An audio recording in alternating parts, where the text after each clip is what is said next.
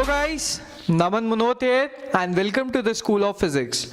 So what we are going to do? We are going to do center of mass and collision in a few minutes, and I hope that you love this chapter.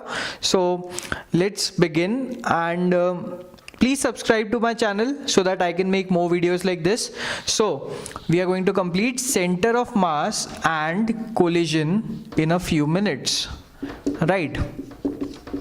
So let's begin. What is the definition of center of mass? So suppose I have a particle here, a mass m1 here. So this is my origin. Now I have a mass m1 here, a mass m2 here, and a lot of masses. So this is r1 vector, r2 vector, m3. This is mass m3, this is r3 vector, 2, 2, 2, a lot of them, and we go to mass mn, and this is say rn vector.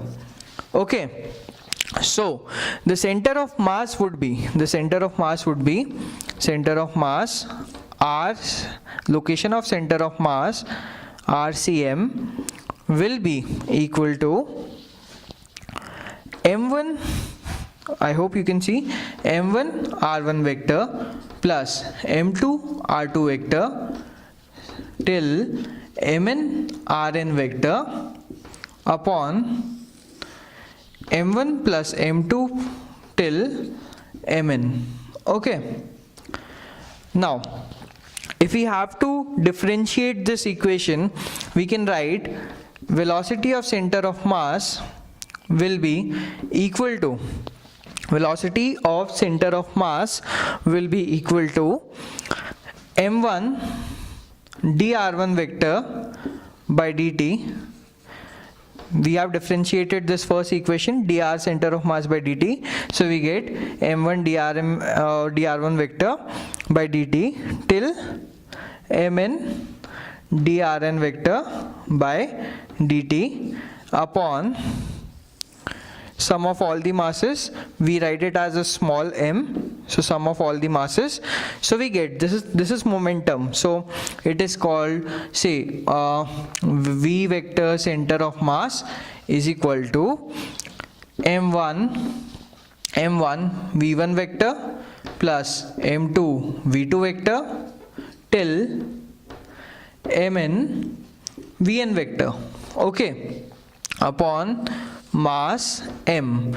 So this summation that you are seeing here, this summation is sum of the momentum of all the particles. So we can write p net is equal to total mass m, sum of all masses, total mass m, into v center of mass.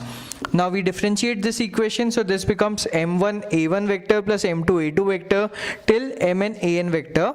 So we can also write this equation as, writing it here, I'm writing it here.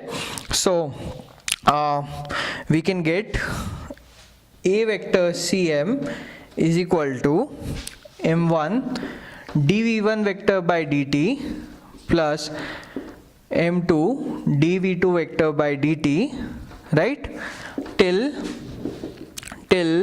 say mn dvn vector by dt, okay, upon total mass m, which we can write as m1 a1 vector plus m2 a2 vector till mn an vector upon total mass m.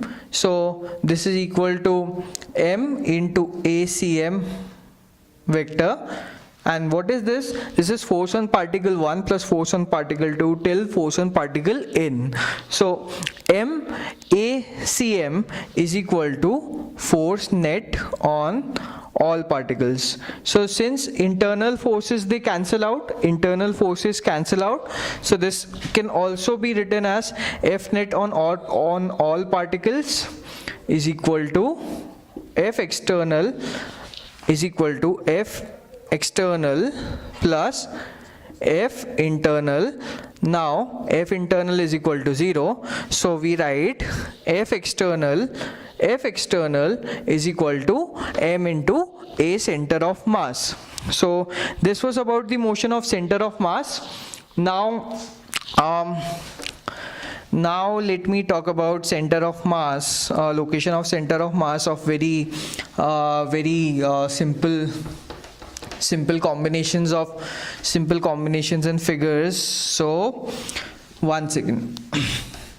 Okay, so suppose I have a particle m1, here, and I have a particle m2 here. Now the distance between them is r.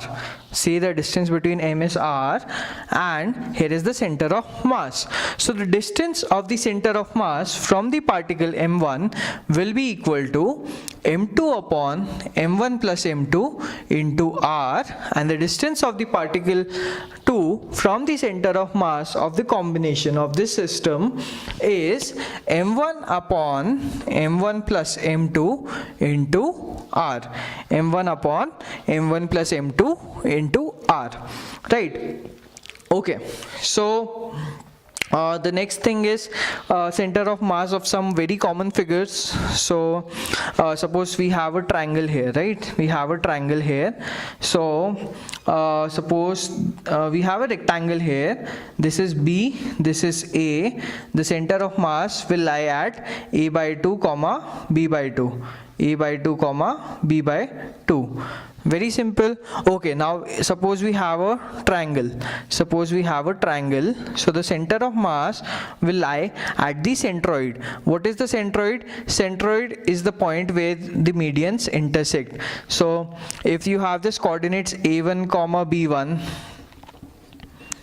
a2 comma b2, a3 comma b3, so the coordinates of the centroid is where the medians intersect, will be a1 plus a2 plus a3 upon 3, comma b1 plus b2 plus b3 upon 3. So that are the coordinates of the centroid where the center of mass will lie. Suppose this triangle is an isosceles triangle, so the center of mass will lie at a distance of h by 3 from the bottom. It is an isosceles triangle, so the center of mass will lie at a distance of h by 3 from the center. Okay, and suppose I have a disk. Okay, no, first let's complete a semicircular ring. Very easy to remember results. You have to keep it in mind because direct questions will come on these formulas. So here you have the ring. So this is a ring. So the center of mass will lie at a distance of 2r by pi from the bottom. Suppose this is a disk. So the center of mass will lie at 4r by 3 pi from the bottom. Okay, and suppose we have a sphere, a shell. This is a shell. Okay, this is a shell. So the center of mass will lie at a distance of r by 2 from the bottom. This is the center. Okay, this is the center of this line. Okay, suppose we have a solid hemisphere, a solid shell, a solid hemisphere, right? Solid hemisphere. So the center of mass will lie at a distance of 3r by 8 from the bottom. Now we have a cone. And this is a hollow cone. So the center of mass will lie at a distance of h by 3 from the bottom, and we have a solid cone. So this is a hollow cone, and here we have a solid cone. Okay, so here we have a solid cone, right? So for solid cone, the center of mass will lie at a distance of h by 4 from the bottom. Easy? Okay, so these are the results we had to remember. Very easy to remember. Now we talk about the law of conservation of momentum. First of all, I'll tell you what is impulse. What is impulse? So impulse is change in momentum. Impulse is change in momentum.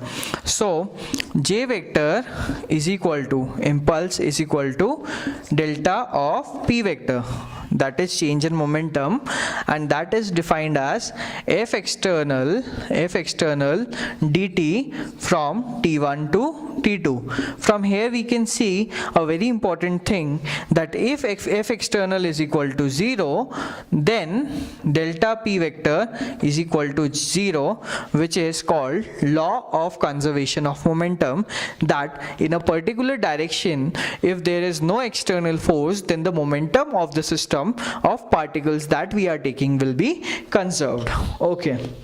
So this is law of conservation of momentum. Now we talk about collision. Collision is very easy and very simple. One of the most imaginative and very easy topics. So suppose we have a mass m1 here and we have a mass m2 here. Okay, and initial velocity v1 and v2. Now this is before collision. Suppose they collide. So this is the system of particles. So now we have mass m1 here and mass v1 dash here, and this is m2 and v2 dash velocity, right? So v1 dash velocity, v2 dash velocity after the collision. These are the velocities. Now I want to tell you a very important formula which is called the coefficient of restitution, which is very simple to remember. v2 dash minus v1 dash. From there we take it from right to left. So v2 dash minus v1 dash upon v1 minus v2. See there, these both are opposite, v1 minus v2 and v2 dash minus v1 dash. So this is called coefficient of restitution. So in all the collision cases, we will see that when there is no external force, first of all, what we have to do blindly is apply the law of conservation of momentum. So law of conservation of momentum says that m1 v1 plus m2 v2, that is momentum initially, will be equal to momentum finally. This is the law of conservation of momentum. Now when E is equal to 1, it is elastic collision, and in elastic collision what happens is we can also apply the law of conservation of energy. So half m1 v1 square plus, so the kinetic energy in a particular direction will be conserved. So half m1 v1 square is equal to half m1 v1 dash square plus half m2 v2 dash square. Okay, simple, right? So when it is an elastic collision, the velocity of separation after the collision is equal to the velocity of approach. But when it is not an elastic collision, say this is an inelastic collision, what happens is, this is an inelastic collision, we cannot apply this conservation of energy. And when it is a perfect inelastic collision, when E is equal to 0, it is perfectly inelastic. Perfect inelastic collision, then also we cannot apply the law of conservation of momentum. So what will happen here is, in this case, the velocity of separation will be less than the velocity of approach. Approach means velocity at which the particles collided, and then the velocity of separation will be less than velocity of approach, and here the velocity of separation will be 0. That means both the particles will stick together and they'll move along, like they'll stick together and they'll move together as a single entity. So guys, that was our chapter on collision. I hope you enjoyed it. Please subscribe to my channel.